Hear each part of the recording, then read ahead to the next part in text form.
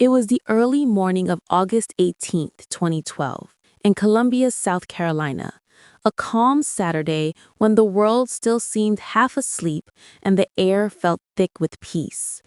But behind the doors of one quiet home, that peace was about to break into pieces. Gabby Swainson, a 15-year-old high school cheerleader, was the pride and joy of her mother's life. A bright, loving teenager whose laughter could light up even the darkest day. She was graceful, ambitious, and full of promise, with dreams that stretched far beyond the walls of her hometown. But in the still hours before dawn, that promise was ripped away. Someone entered her home, someone she likely trusted, and took her in the middle of the night. There were no screams, no broken locks, no signs of a struggle. One moment she was sleeping peacefully in her bed, and the next she was gone, as if the darkness itself had swallowed her whole. When morning came, her mother returned home to the sharp, unsettling sound of an alarm clock beeping in an empty room. The bed was cold. The phone was silent.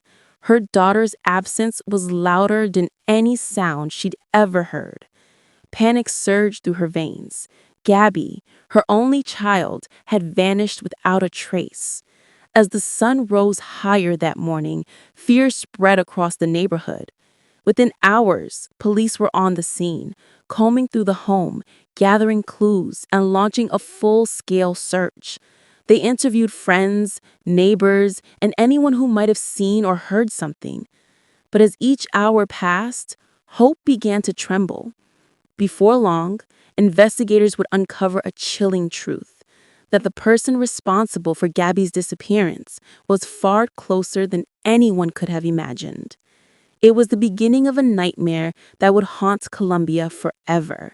The tragic story of a little girl whose light was stolen far too soon. This is her story.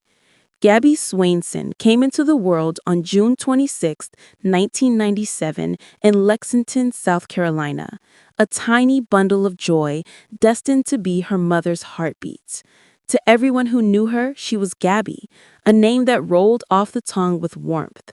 She was born to Elvia Swainson, a loving and determined woman whose strength could move mountains, though the details of Gabby's father remain veiled in silence, as if time itself decided to erase him from the pages of her story.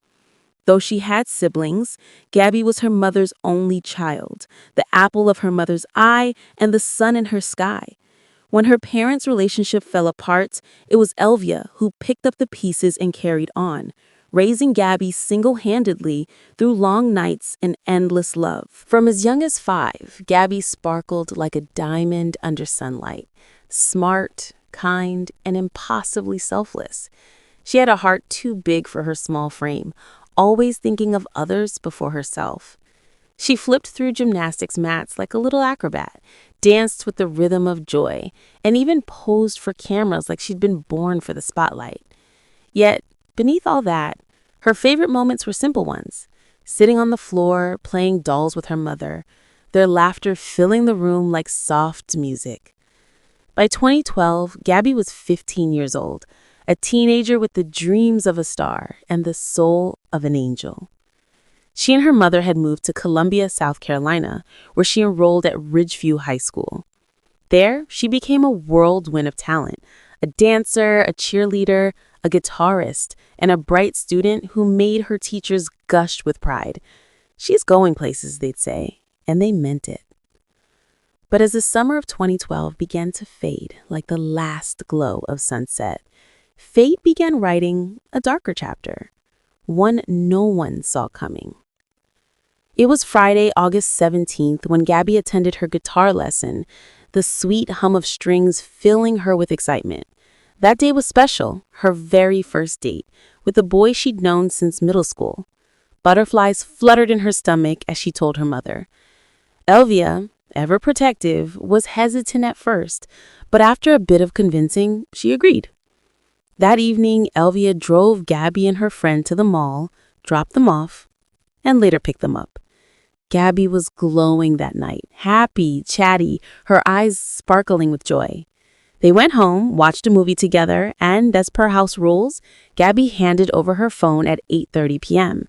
No phones overnight, Elvia's way of keeping her daughter grounded. Everything seemed normal, until it wasn't. Around 3 a.m., Elvia woke up to get an early start on a work project, hoping to finish it so she could spend the rest of the weekend with Gabby. Before leaving, she peeked into her daughter's room, peaceful, still, safe. It would be the last time she ever saw her daughter alive. When Elvia returned home around 7 a.m., the house felt different. Quiet, but not the kind of quiet that soothes, the kind that screams. Then came the beeping, an alarm clock echoing through the walls like a warning bell. "Gabby, turn that off," she shouted upstairs. No response. The alarm continued its shrill cry. Annoyed, she walked into Gabby's room and froze. The bed was empty, the blanket tossed aside. The room was too neat, too still. Panic struck like lightning. She called Gabby's name again. Nothing. She called her phone. It rang once, then silence. The second time, it went straight to voicemail. That's when the dread clawed at her chest. Her instincts screamed that something was wrong. Gabby didn't just leave. She wouldn't. Elvia's first call was to Freddie Grant, a man she had been seeing, someone she thought she could trust. Together, they searched for Gabby, but their efforts turned up nothing but fear. By that afternoon, Elvia reported her daughter missing. Police swarmed the Swainson home like a storm, searching every corner of Gabby's room. Her wallet, purse, and ID were still there. She hadn't planned to leave. Her alarm clock, curiously, had been set for 5:45 a.m. Had she been planning to meet someone? Or had that time been set by another hand entirely? The questions hung in the air like ghosts. Soon, the story spread like wildfire through Colombia. Flyers were posted, social media buzzed, and within 2 days, Gabby's face was on television screens. Her mother made a desperate plea to the public. "This is every mother's worst nightmare," she sobbed, her voice cracking under the weight of grief. Neighbors joined in the search, calling her name through streets and fields. #FindGabby began trending online. Yet despite hundreds of tips, no one knew where she was. As the first day of school arrived on August 23rd, the laughter that once filled Ridgeview High was replaced by whispers and tears. A cheerleader's empty seat said what words couldn't. Investigators questioned everyone close to Gabby. Her date, her friends, her mother's acquaintances, all seemed innocent, for now. Then, on August 28, 2012, the calm shattered. Authorities announced a suspect, someone painfully close to home, 52-year-old Freddie Grant, Elvia's on and off boyfriend. Ironically, the same man who had helped Elvia search for Gabby was now the one they believed had taken her. A background check revealed Freddie's dark history, a violent man with a trail of offenses, including a past girlfriend, Adriana Laster, who had vanished years earlier after suffering his abuse. The pattern was too haunting to ignore. When police searched Freddie's home, they didn't find Gabby, but they did find ammunition, and since he was a felon, it was enough to arrest him. As the investigation deepened, the horror grew. Traces of blood were discovered in Gabby's bedroom, chilling proof that something terrible had happened there. Even more disturbing, the key. Freddie had told Elvia he'd lost the spare key she'd given him to fix her floors, but during a search of his home, detectives found it. The very key used to enter the Swainson home and steal Gabby away in the dead of night. Months passed. Freddie sat in silence, his lips sealed like a locked vault. In January 2013, he was convicted on ammunition charges and sentenced to 17 years in federal prison.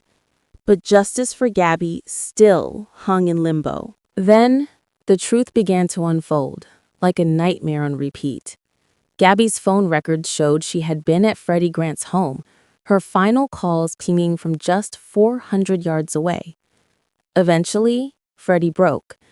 To save his daughter, who'd been charged as an accessory, he struck a deal. He confessed. Freddie admitted that he had kidnapped 15-year-old Gabby, taken her to his home, and suffocated her. Afterwards, he buried her in a 5-foot-deep hole in a remote field, covering her small body with debris. In a gut-wrenching twist of irony, this same man, the monster who took her life, had later stood beside her mother, pretending to help search for the very girl he'd buried. As part of his plea deal, Freddie led authorities to her burial site and was sentenced to 30 years in prison. 1 year after her disappearance, Gabby Swainson, was finally laid to rest. Her mother's light gone, her laughter silenced forever. The community wept. Ridgeview High mourned. A bright soul had been stolen, her dreams crushed beneath the weight of a predator's deceit.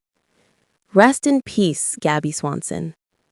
Thank you for being a light to others. But the story didn't end there.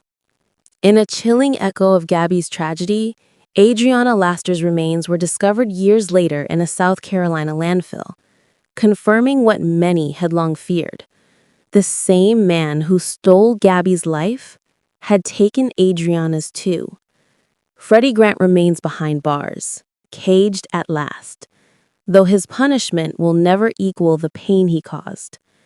2 women, 2 lives, 2 mothers left shattered, all because of one man's monstrous greed for control.